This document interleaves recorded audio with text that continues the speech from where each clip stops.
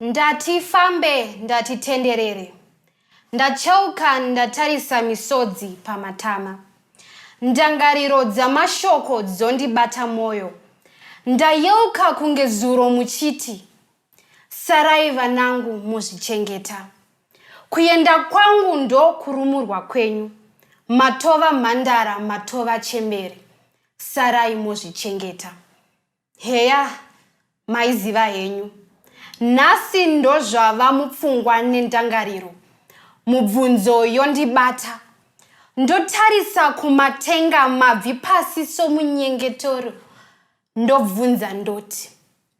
Nherera ndiani? Vatonhora. Nziyo dzendufu dzaimbwa. Mabata maoko. Zvonzi. Dzava nherera vana vemunun'una wangu ndinochengeta.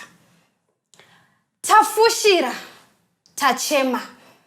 Modetemba moti, aiwa, dzava nherera zveshuwa ndati ndinochengeta. Pafamba mazuva, makuva aridzwa. Mururu nedoro zvodirwa. Zvinhu zvopatsanurwa. Motora muchisiya vana vasina chokubata. Movimbisa muchiti, aiwa, ndini ndamai vavo. Nherera idzi ndini ndinochengeta. Mazuva anenge mwedzi afura. Varara nenzara. Varwara. Vachema voti tiri nherera kaisu. Ndimi makati munochengeta. Manyengedza nenyadzi mauya asi chido mumoyo hamuna. Mati, dai maenda matevera kuna mai venyu nokuti pano hapana anochengeta nherera. Heya, hamuzirimi here makatuta twese twamai mukati vana vemunun'una wangu dzava nherera ndinochengeta. Hamuzirimi here makamanyira mukati mukombe uyu aiwa ndewangu. Yesu, zvakwaingova kuchiva upfumi hwemushakavhu. Nasi ndopo moti endai kuna mai venyu hapana anochengeta nherera. Ndobvunza ndoti nherera ndiani? Zvamava nyima zvekudya mati vofa nenzara here nokuti havachina amai nababa. Zvamarega kuvachengeta mati vofa nechando here nekuti havasisina anovariritira. Zvamavasiya vari voga mati vorapwa neiko? Zvamatuta ufumi hwose mati vanodyei? Mati vanopfekei? Mati vanogara pai? Musika vanhu otarisa zvake neziso retsitsi. Odaidzira mashoko enyaradzo anotonhodza moyo. Oti, huyai mose makaremerwa ndinokuzorodzai. Nherera neshirikadzi ndinochengeta. Makore apfuura semhepo, zvorwadzaka. Marangarira zvamakavaita mavatsvaga mavashaya. Manzwa nemahunga kunga kuti vave kumafura mhepo mochema modetemba moti. Dzaiva nherera. Aiwa dai takaita midemhe dai takachengeta. Ndoseka ndoti. Nherera ndiani? Welcome to the Cool Vibes Jam session. My name is Norbert Makweche and I am your host. And with me today is, you know what? I don't want to introduce you because you are no stranger to the show. So why don't you introduce yourself? Hello everyone at home. My name is Shemaine. You need a moment. I need a moment to get out. But my name is Shemaine, aka Shashi, that girl from Harare. Yes. All right. Yeah. And you are here Again. to show us. That was a nice poem. Thank you very Even much. though I couldn't get some of the words, you know me with Shona, we are not friends. Even though you're Shona, it's fine. You understand? Tell me a bit about it. Well, this poem is kind of personal, a bit. Okay. because I wrote it when I was at a funeral, at my grandfather's funeral. So you know how like when you're grieving and people will be like, don't worry, we're gonna be there for you. Yeah. And in that moment I had a flashback, like when I do funeral, you know, I had like, my name is uncle, don't worry, we're gonna take you to school, we're gonna do this. And they say all those things in that moment, maybe because or maybe they want to find something to comfort you, right? So in my mind I was just wondering, like when I asked for help, they didn't do that. So right, she's not gonna survive and all that. And in my mind I was like, yeah. So that's where the concept came from. And it's actually a good thing because you know it's not just you, but it's mainly a lot of children, especially in Africa, who go through that thing, being an orphan, and you are now all alone. It's hard. It's I do. And you know what? I feel I connect to your poetry because you write from like a real place. It's not that fictitious and you just thinking of words, and it's something real and something that I can connect to. Yeah. That was a nice one. Thank you very What much. is the title of the poem, by the way? The title is Nerirandiani. Nerirandiani. Quite a good question. All right. I know, right? Okay, so now maybe we can get to the next one. The next one, okay. The next one is called The First Visit. They were right. I really can't keep a man. Talk about trust issues, insecurities, and that awful checklist. People call me crazy and peaky, but hey, girls got preference. I mean, I like my man handsome, hot, rich, and very successful, but I'm also open to compromise. I mean, if he's not tall enough, can he at least be, rich enough, drive a certain kind of car, have a certain amount in his bank account, and not have children, because I'm done with the baby mama drama. Dad, when I reached out to you, I wasn't trying to build a relationship or start something which was never there. I wanted some answers to some questions. I wanted some closure. At 10 months, I was a product of uninduced labor. It was a cold and lonely, violent night for my mother. And the story was my father was a man of few words, and his only way of rebuttal was the use of his hands. Growing up, the mention of your name was forever forbidden in our household. Up to this day, I still have the trauma, the nightmares, and the scars to remind me of each time that I asked of your whereabouts. I mean, when I asked her why I was the only child around my street who had a stepfather when my real father was alive. At 10 years, I got my first love letter from this handsome little young man across the street, and my mother had the privilege to read it. And we had that talk, the talk about pregnancy, STI, and HIV, And she also added her little twist to it, and she told me that if my own father didn't want me, if he didn't want to have a relationship with me, what would make any man ever want to be with me? Sour, right? At 18, I got into my first real relationship. In this one, I was the villain. I was controlling, I was a monster, I had trust issues. At 25, when all my friends were getting married, getting engaged, becoming baby mamas, and pushing Instagram relationship goals, I had a constant battle with my mother over why I'd never brought a man home. I mean, she mentioned this at family reunions, wedding, and a funeral. She even tried to set me up with the church brothers, but hey, that didn't work out. I mean, I've got high standards, remember? Reflecting on my love life, which is very pathetic, by the way, I realized that the real issue why I had a problem when it came to relationships, marriage, and friendships and commitment was because there was an issue that I hadn't fixed, and that issue was my relationship with my father. Dad, when I reached out to you, I wasn't trying to build a relationship. I simply wanted some answers. I wanted some closure. I wanted to know, I know you've got a family, right? 3 beautiful children. I want to know, when you took them to school for the first time, when you took her to a first graduation party, when he brought his first girlfriend, who is now his wife, when you held your first grandchild, did any part of you think of me? Did you even think of how it affected me, you not being in my life. Dad, the real reason why I reached out to you is because there's some things I've always wanted to say. I'm sorry. I forgive you. And I love you. Happy birthday. And happy belated Father's Day. That's it. Why? I'm like, why? When you started doing the poem, questions were like coming up on what I would want to ask you after the poem, but then now getting deep into that, I feel like it just went away, and then man, stop that. I'm sorry. So what's the title of this one? This one is called The First Visit. It was inspired. I was having a conversation with my friend, my best friend. She stays in Gweru. And she grew up in a mother's late and a father's day, but they never got to have like a relationship.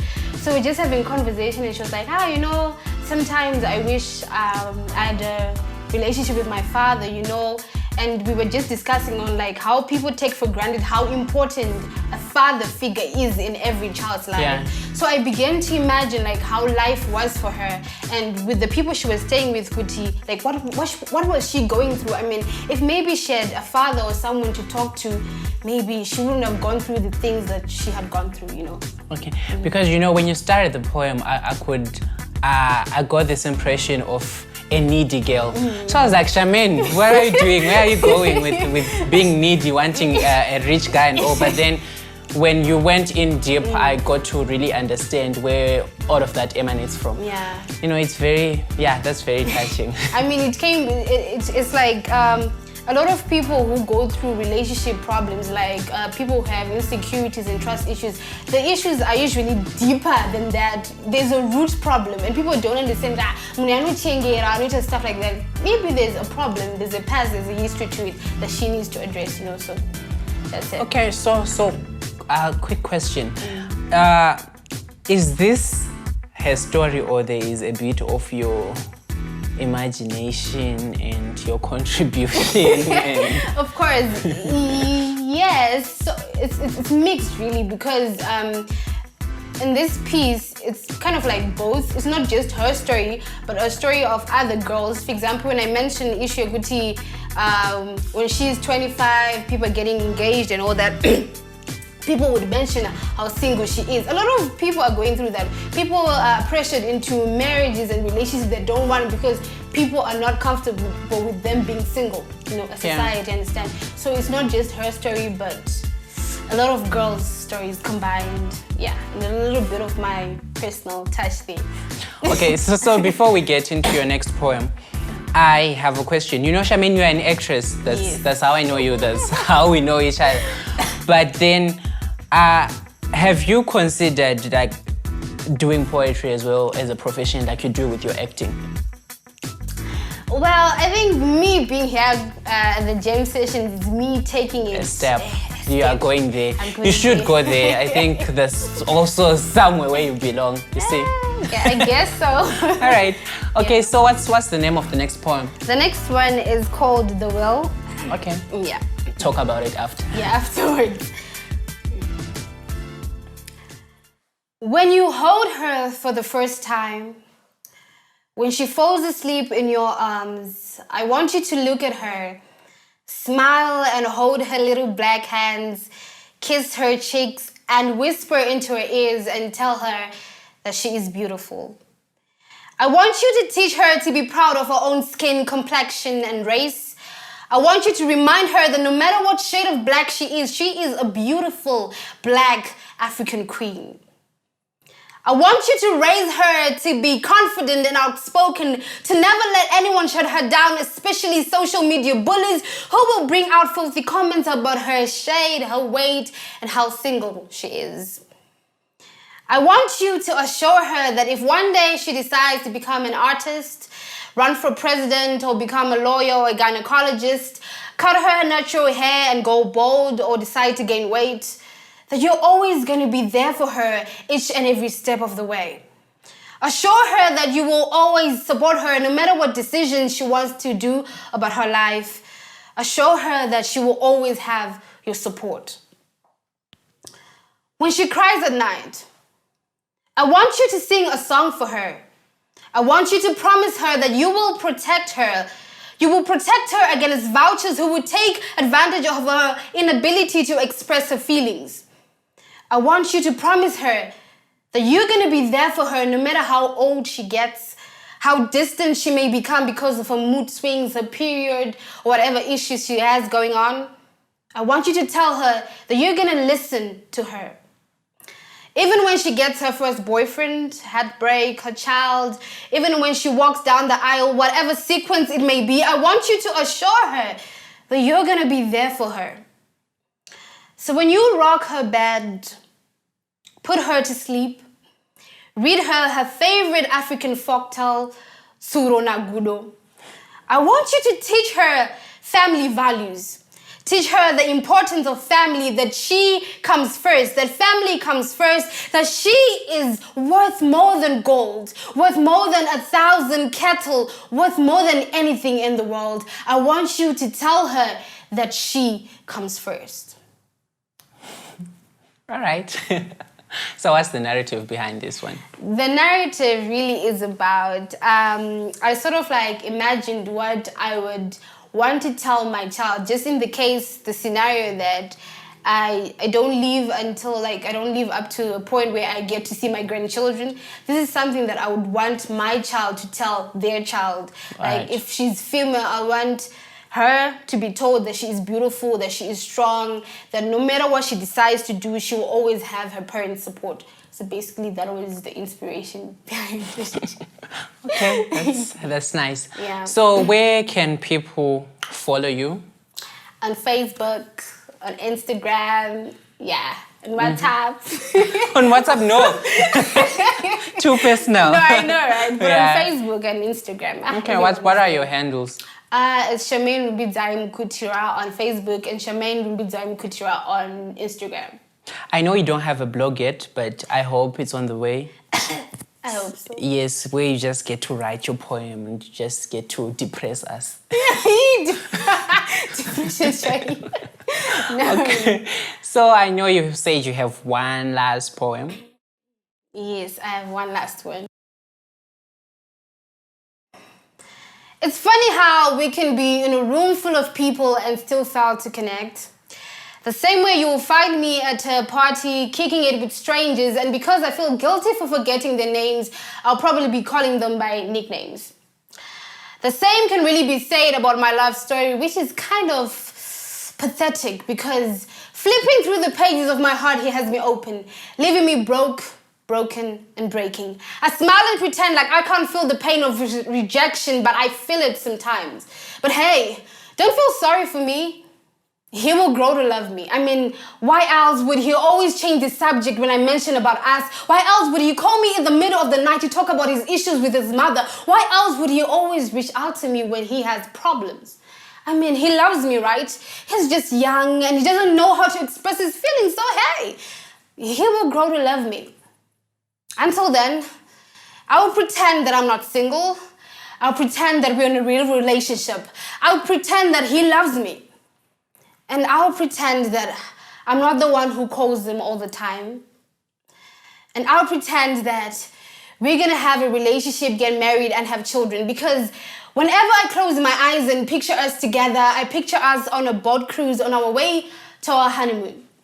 I don't even know why we do this no strings attached relationship when we could have a real relationship. I mean, you can't deny the chemistry between us, right? So yeah, I will wait. He's young, remember? I mean, he's 30, still trying to figure out life. I mean, there's a whole lot of shit going around, you know? COVID, Zimbabwe. So yeah, I will wait.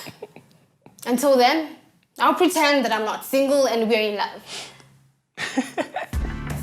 Yes, that's it.